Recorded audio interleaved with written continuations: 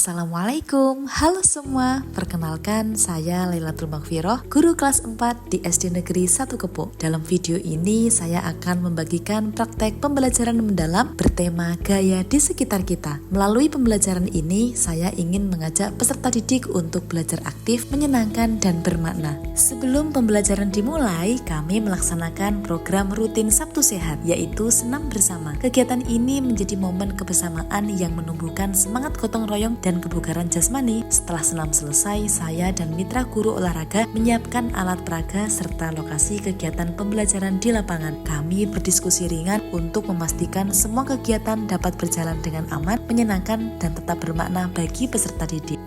Melalui pendekatan project-based learning, siswa tidak hanya memahami teori, tetapi juga menyelidiki, menciptakan, dan mempresentasikan hasil karya mereka sendiri. Tujuannya sederhana namun mendalam, agar anak-anak memahami bahwa ilmu pengetahuan bukan hanya teori di buku, melainkan sesuatu yang dapat mereka temui, mereka rasakan, dan mereka gunakan kebermanfaatannya setiap hari. Saya mengawali kegiatan pembelajaran dengan salam dan doa bersama, melakukan absensi kehadiran, mengecek kebersihan kelas, serta mengingatkan kembali kesepakatan kelas. Kemudian saya mengajak peserta didik menyanyikan lagu nasional dari Sabang sampai Merauke. Kami juga melakukan ice breaking senam otak agar tubuh kembali rileks setelah senam pagi, sekaligus menumbuhkan fokus dan semangat belajar peserta didik. Setelah itu, saya memberikan penguatan tentang tujuan pembelajaran kepada peserta didik agar mereka semakin semangat dalam belajar. Sebelumnya, saya juga sudah berkoordinasi dengan wali murid untuk memberikan informasi dan persiapan pembelajaran hari ini melalui WhatsApp group. Kemudian, saya juga melakukan apresiasi dengan pertanyaan pemantik. Pertanyaan-pertanyaan sederhana itu membuka rasa ingin tahu mereka, dan inilah langkah awal menuju pembelajaran yang bermakna. Selanjutnya, saya membagi peserta didik ke dalam 3 kelompok secara heterogen. Kemudian kami keluar kelas untuk belajar bersama guru olahraga sebagai mitra pembelajaran kali ini. Mereka mempraktikkan gaya dalam bentuk permainan, mulai memantulkan bola,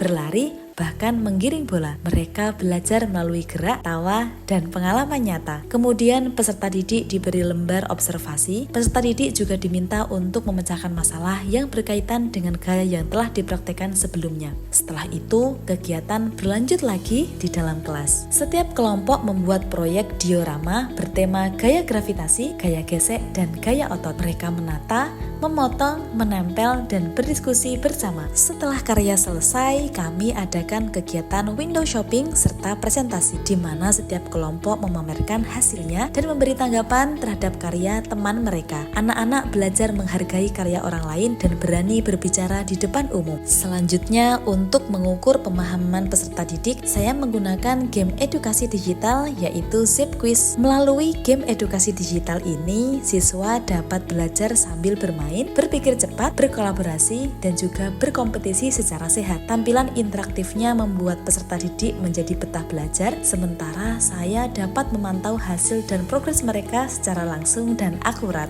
Setelah kegiatan asesmen selesai, saya menyampaikan simpulan aktivitas pembelajaran dan merefleksikan kegiatan pembelajaran bersama peserta didik. Kemudian saya memberikan tugas tindak lanjut dengan memberikan soal dalam bentuk ice cream pada lembar kerja, serta tugas dalam aplikasi Quizzes untuk dikerjakan di rumah dengan didampingi orang tua. Dan berikut beberapa hasil dari kegiatan tindak lanjut yang telah mereka lakukan di rumah. Saya menerapkan gaya otot, membantu merapikan mainan adikku, membuat rumah menjadi nyaman. Saya menerapkan gaya gravitasi, proses penyiraman air ke tanaman membuat tanamanku menjadi subur. Saya menerapkan gaya gesek, gesekan antara sapu dan lantai membuat rumah menjadi bersih. Saya menerapkan gaya otot dengan merapikan tempat tidur, membuat kamarku menjadi nyaman. Saya menerapkan gaya gesek, gesekan antara lap dan meja, membuat ruang tamuku menjadi bersih. Saya menerapkan gaya gesek, gesekan antara piring dan spons akan membuat piring menjadi bersih.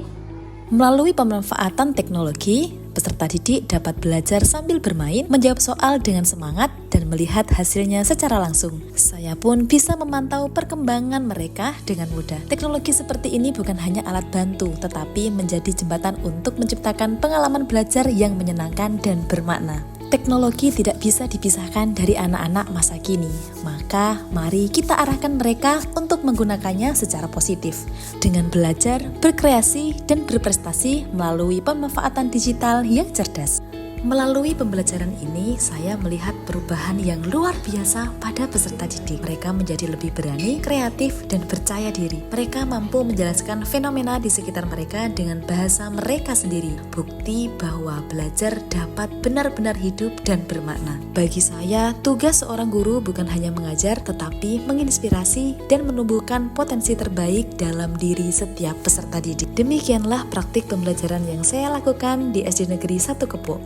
Sebuah perjalanan pembelajaran yang sederhana namun penuh makna. Saya percaya bahwa setiap anak adalah bintang. Tugas kita sebagai guru adalah membuat mereka bersinar melalui pembelajaran yang menyenangkan, kreatif, dan bermakna. Demikian dari saya, semoga bermanfaat. Wassalamualaikum warahmatullahi wabarakatuh. Sampai jumpa.